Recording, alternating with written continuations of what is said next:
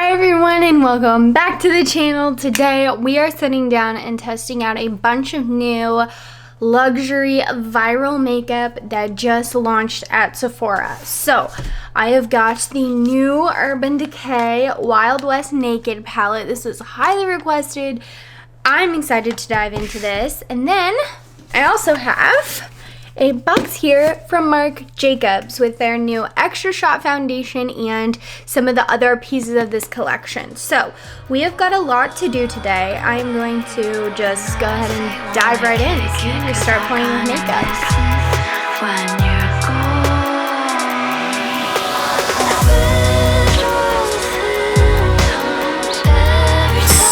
I know these two collections might be like, why are we reviewing them together? They don't necessarily go together, but they both recently launched. They're both like very highly touted on social media. Everyone's curious about them, and I was going to do two separate videos, and then I realized that that would be silly because I only have an eyeshadow palette for this, and for this stuff I don't have eyes. So putting it all in one video, that way you get to see it all at one time.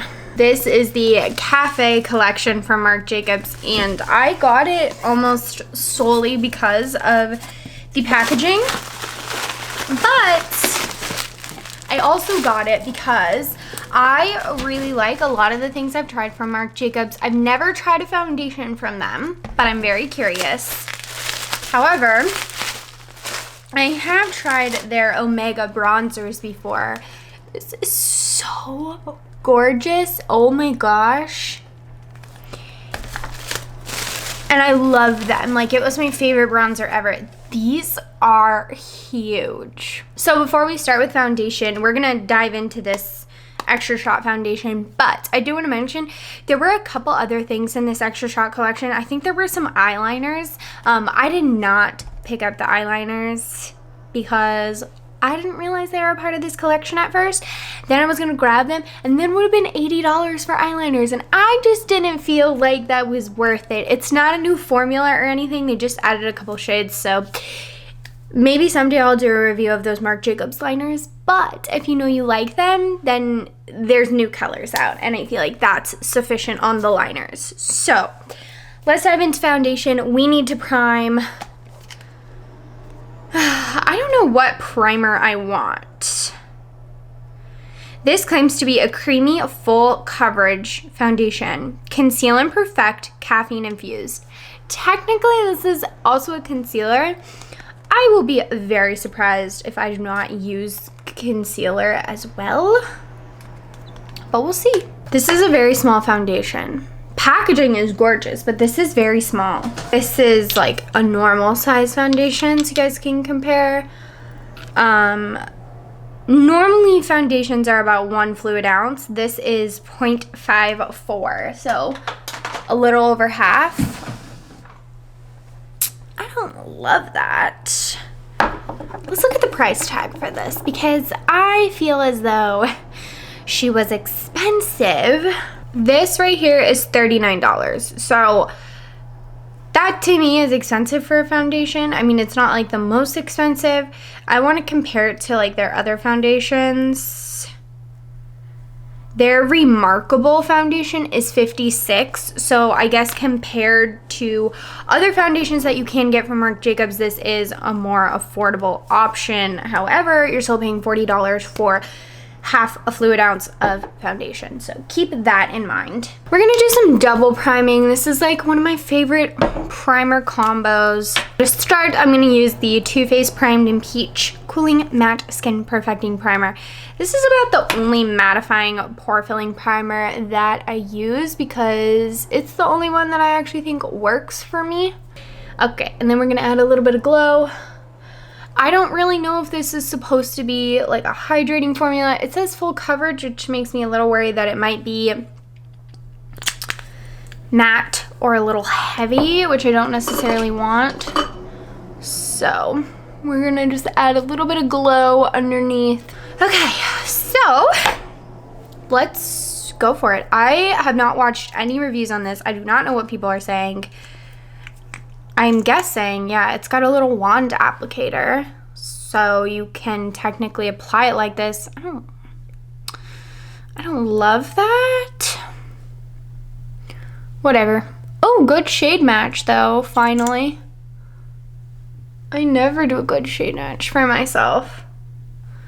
I actually kind of like the like concealer like applicator. Didn't think it would. But I feel like I have very good control over where I'm putting the product. So I'm going to start blending out with this JH03 Morphe brush. I personally love this foundation brush, but if I feel like this is not doing it for me, I'll go wet a sponge, just so we give it a fair shot. I feel like I'm going to need to put more of this on my face because I dotted it on very sparingly. Okay, that is the first layer. I just put like a very light layer on, but I think I really like that. Let me bring my mirror in a little bit closer. But that went on very naturally, very easily. Blended out super nicely with a brush, which means with a sponge, it will just look even more dewy and pretty. I think I really like this. This color is perfect. Like, can you even tell I put on foundation? I barely can. Okay, we're gonna leave this for a second. I'm gonna do my eyes and then I will come back and I am gonna try and use this as sort of a concealer. We'll see how that works and then see like how it builds. But I wanna do eyeshadow first so I don't ruin it.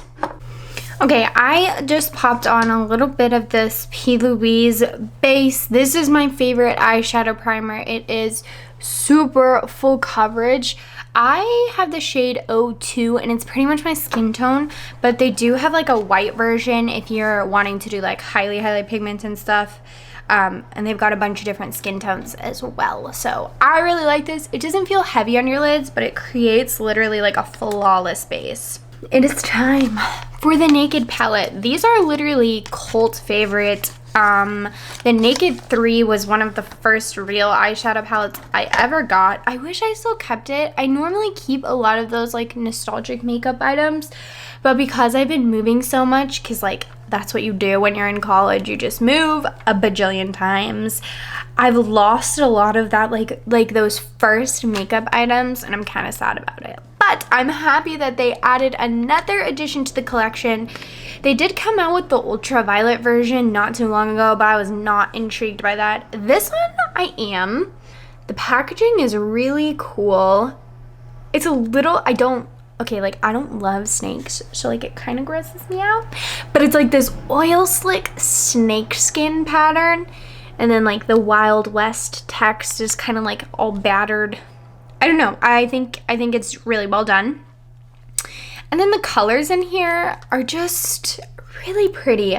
I love the pops of blues. I love the neutrals. Like this shade is speaking to me. It's like a silver, taupey silver. You do get a little brush with it, which I'm actually going to use. I've had these before, and as far as like eyeshadow palette brushes go, these are good ones, you know, and they make them better each time. My favorite thing about this palette is look at all those delicious matte transition shades. Like you could do anything with this. I do feel like this is a good example of a versatile palette that's also like very wearable. I'm going to start in the shade Nudie and pop that in my crease. It's been forever since I've worn this formula or literally just any Urban Decay shadow, so I'm very intrigued to remember what they are like. By the way, like, I know some people hate the little palette, the brushes that come with palettes, but like a double-ended brush like this is like nice. I don't know. I'm not that's not me. I don't have a vendetta against literally any brush that comes in a palette.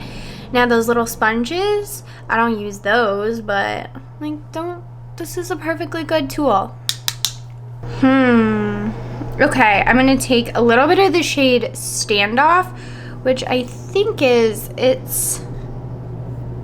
reminds me so much of my favorite shade in the Ultimate Naked palette that was like all mattes. This is like a satin cream color, and there was a shade in that palette that I would literally use every day. This palette actually has a lot of those tones, and I think that's why I'm drawn to it. Like, I don't know, it just seems so wearable and pretty. So I'm taking a little bit of that standoff shade on the same brush, and I'm just using that to feather out the top edges.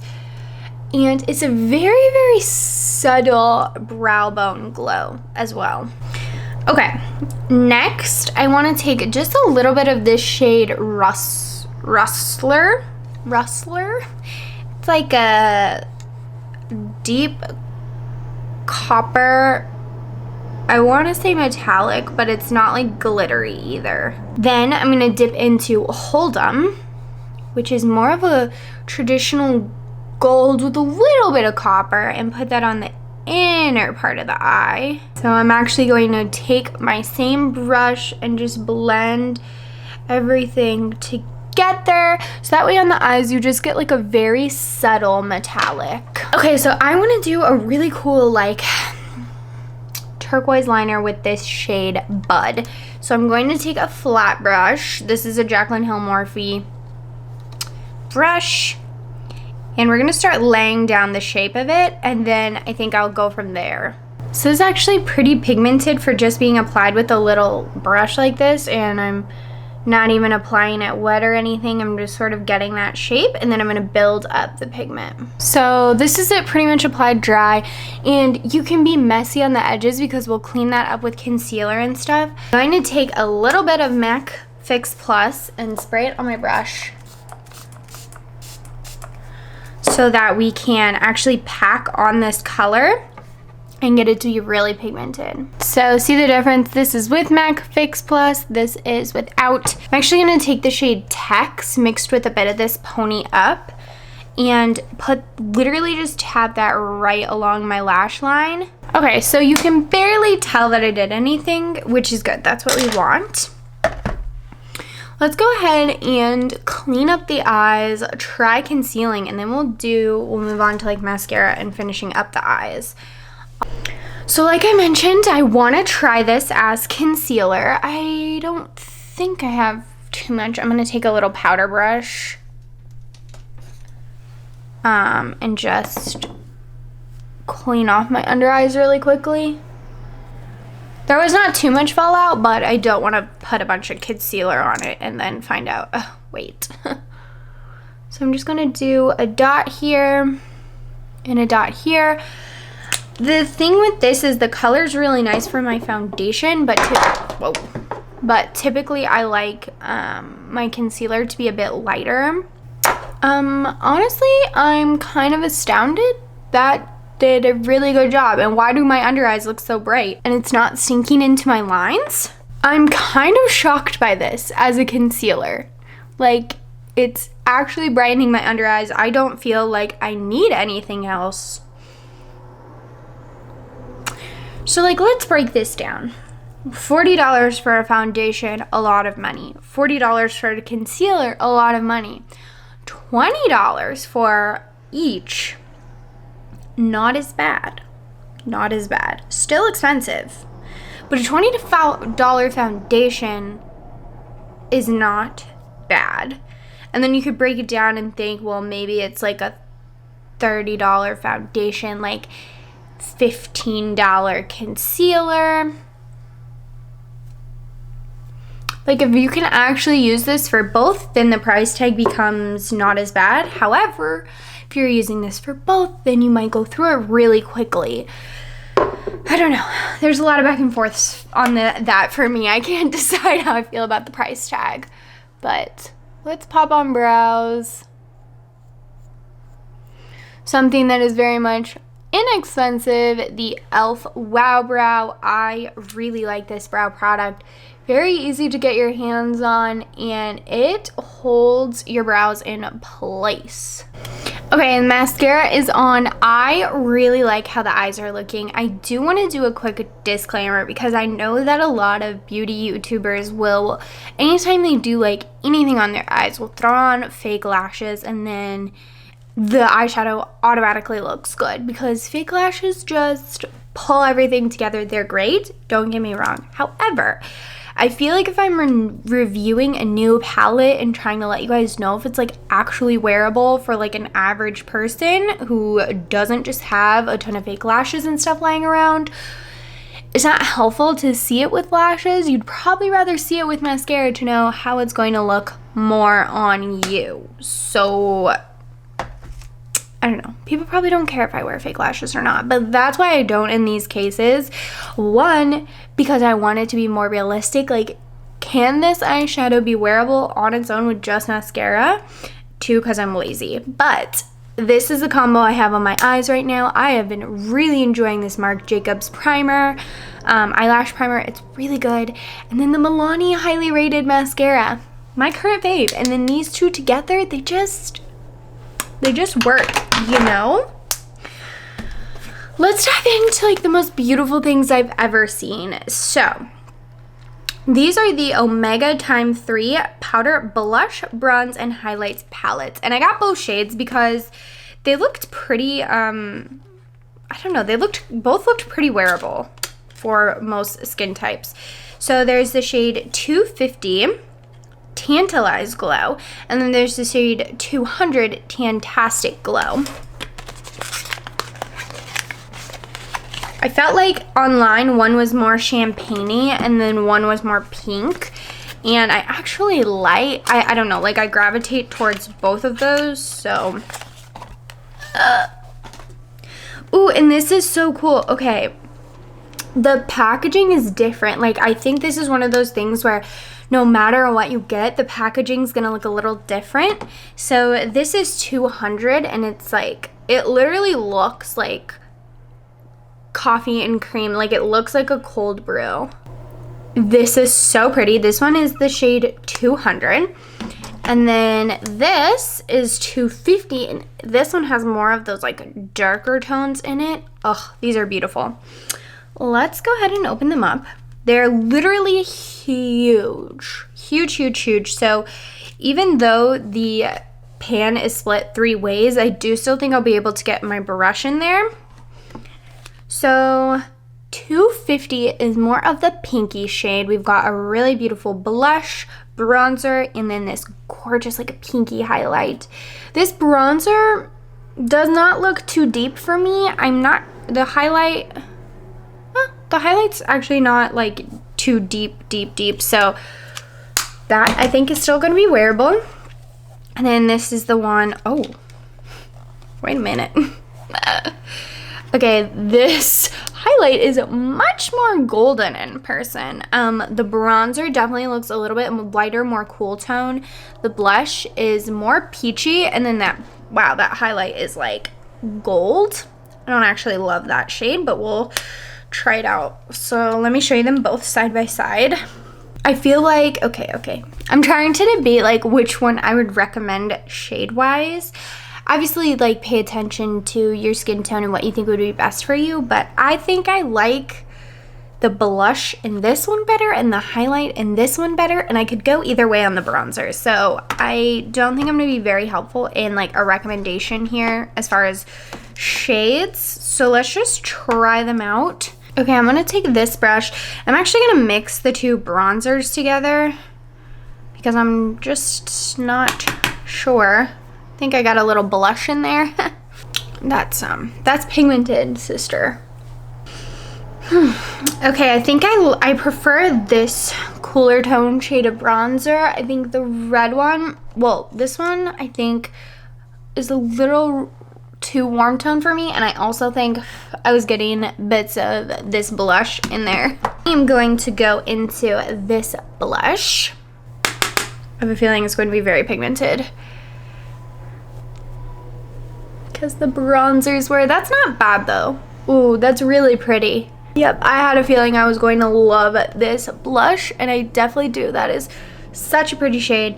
I actually think the two of these mixed together, these two blushes, would be really beautiful, so I will try that someday. But today, just so we're not, you know, going too crazy, I'm going to keep the blush to just this shade. And then I'm going to go into this palette and use the more pinky tone.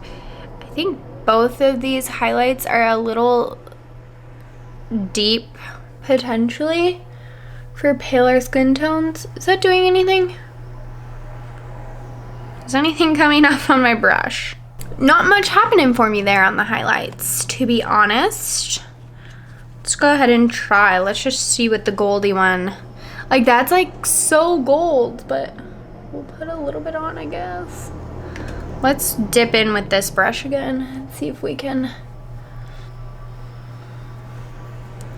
We're at least getting somewhere, but I don't think I like the formula of these. They're actually pretty chunky for highlighters. Okay, not gonna lie. Pretty disappointed by these. The packaging is stunning. Like, if you're a coffee lover or even just like a neutral aesthetics lover, these are beautiful, but for the price tag, I don't love it. And I even got both of them so that I could play around with the shade ranges, make sure I wasn't messing up and getting one that was the wrong color. These are the only two colors they come in, and I don't know that they're that good. I love the blush. The blush is beautiful. I just need to pop on a lip really quick, and then we can discuss everything that we've tried. This is the finished look, and honestly, I like a lot of the stuff I tried. So let's go through kind of one by one like I normally do and talk about everything. Actually, I'll start with the Urban Decay. I really like this palette. I know Naked palettes have their ups and downs. You either kind of love them or you hate them, I feel like. And then they've come out with some that people do not like and some that people are head over heels with. This is a good one in my opinion. It blends beautifully. It has so many good neutral colors. Honestly, I see myself reaching for this a lot because of these like nice shades. This reminds me a lot of the Ultimate Matte palette from them that they no longer make. So if you loved that, this is a great updated version. The brush that comes with it is nice. You know I like those. Went on my whole little rant about it. And just the colors in here are unique, but very wearable. I would say if you are on the hunt for a palette, this is a nice one. If you like Urban Decay shadows, this is a great one.